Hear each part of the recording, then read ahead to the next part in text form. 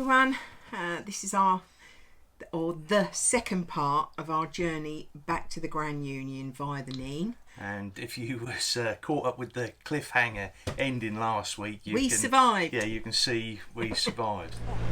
Yeah, so just in the distance, I don't think you can make it out at the moment, but a lot of white water.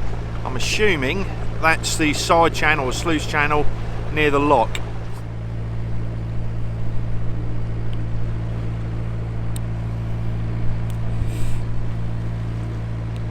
Right, the lock is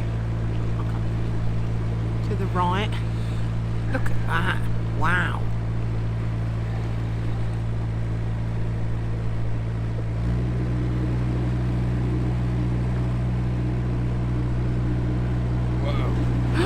Jesus!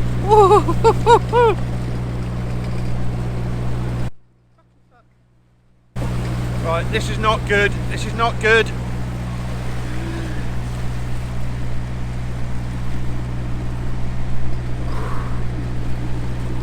I've got it. Jesus. I've done a bit of swearing there. Wow. That was scary. Yeah, so that was our scariest moment to date. The force of that water coming out of that side channel. Yeah, you can't put into words the force of that water. The filming, obviously you could, by the sounds of our voices, you could obviously ascertain that it was sort of scary. Deb's swearing that I edited out. Yeah, so I apologise for that. But the boat was literally going like that from side to side. It was very surge hit. Very scary. Yeah, the actual sort of gunnels port side just dipped below the waterline, and I thought, hello, this is it. And you think you're not going to get out of it. You know that this is it type of thing, but like a boss. I don't know. Right, we're at Alwarton Lock, and this is our first lock on the RiverNene going upstream.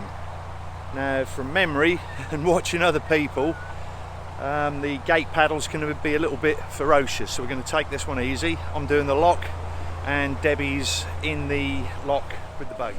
Right, so first things first, get the gate lowered.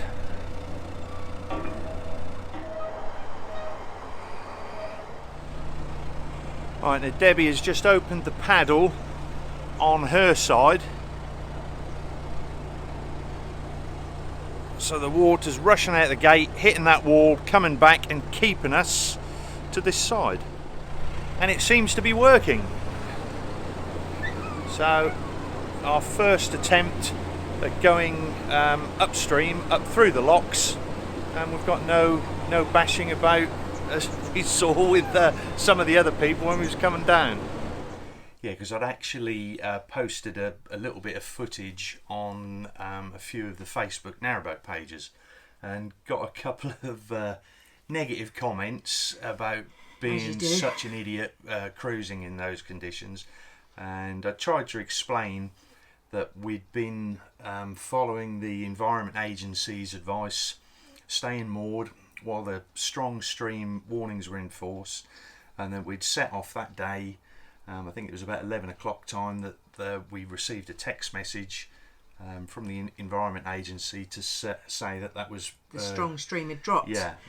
And to proceed with caution, which is exactly what we did. And we would never have took any chances, just going without that strong stream being down. So we're not idiots. No. Well, we've just coming up to Lock 2, and I can see white water again, and my old bum's just nipped up. So I don't know whether I'm going to be able to film anything here. Yeah, so this is the approach to the lock. A bit white water.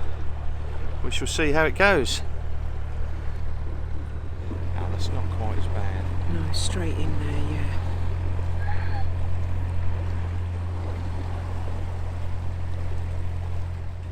It's actually not as bad as the other one. If Deb just pans left, Can't really see it, the sunlight's... Whoa! Famous last words. Oh, sugar. Oh, my days.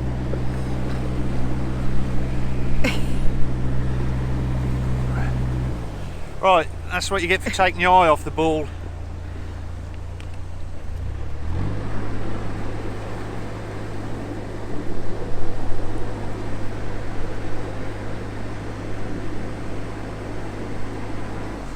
It looks like it's actually coming over the gates pretty fast as well. See? There's the raging torrent, which I thought was all going down that side there, but it weren't. It was also coming across there, which nearly pushed me right into the bank.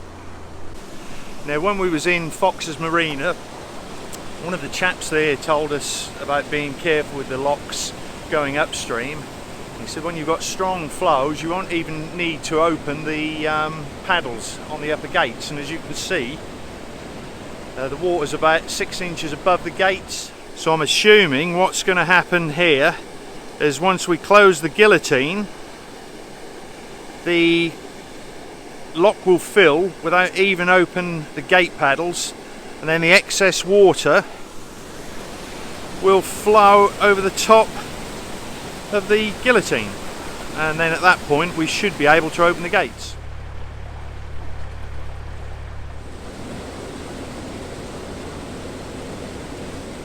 Right, so we're in the lock, guillotine is now closed behind us, and the lock is filling itself just with the high water level from the river above.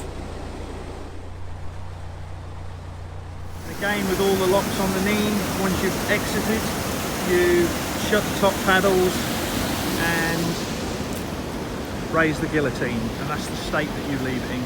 Yeah, so after that, that first initial lock there, we were dreading the journey, because obviously you're just thinking, are they all going to be like that? Then with that side, what do they call that side thing? Well, it's the flow from the weir. Yeah.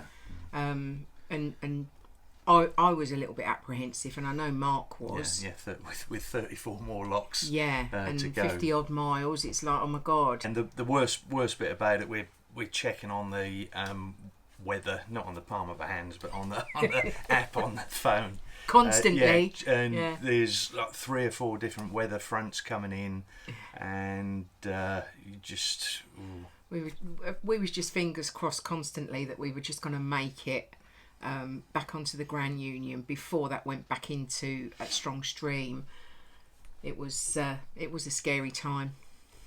Right, all ready for our little 6-7 hour cruise today to try and beat the rain. And after yesterday's little fiasco, we've all got our life jackets on.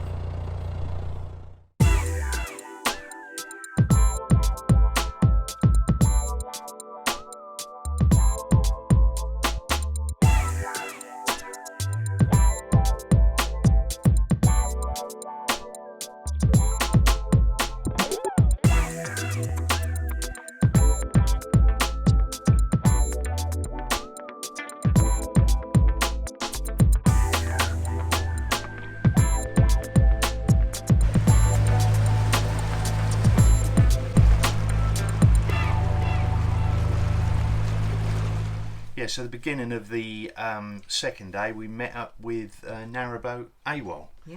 And after speaking to those guys, they were doing the same as us, just wanted to get back to the Grand Union Canal. So we agreed we would cruise together with each other, moor up at night with each other, and then set off early in the morning. And do the long days that it took to get to the Grand Union. You know, they was in agreement with that as well. Yeah. So we did the very long days, and just makes it easy with two of you in a lock. It was definitely less banging and bashing about, and 2 of you sharing all the hard work.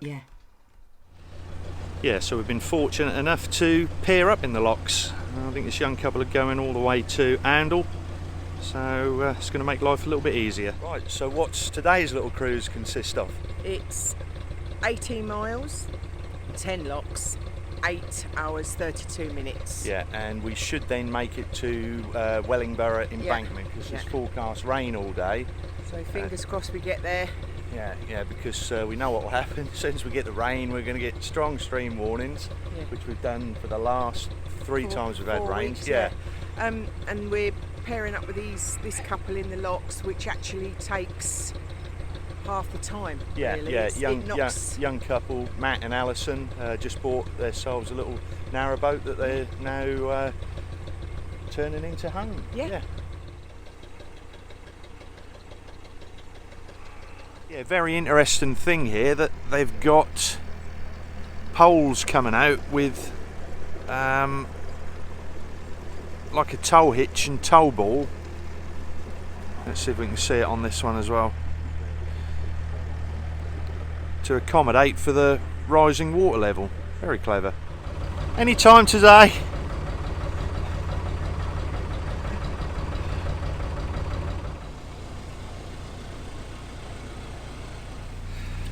And here's what we have to contend with.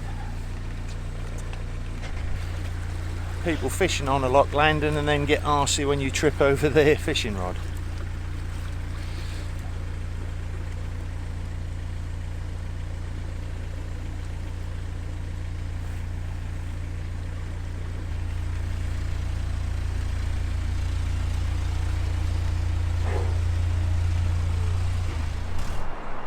Well, it's day 3 of trying to get back to the Grand Union.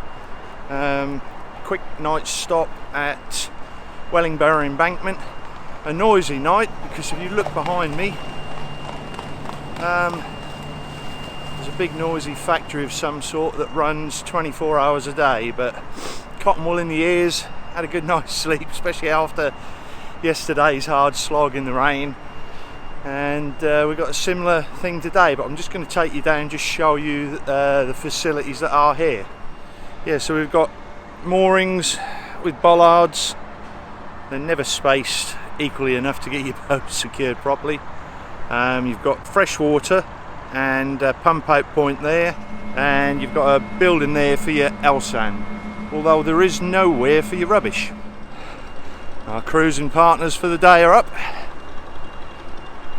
Morning, guys.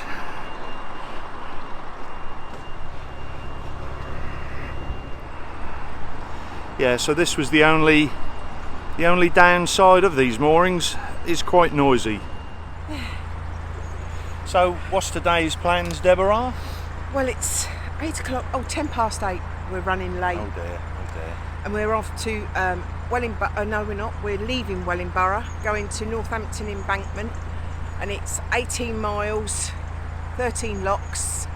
It's going to take us 7 hours and 30 odd minutes. And again, we've got rain forecast. Yeah. See you along the way. Keep smiling.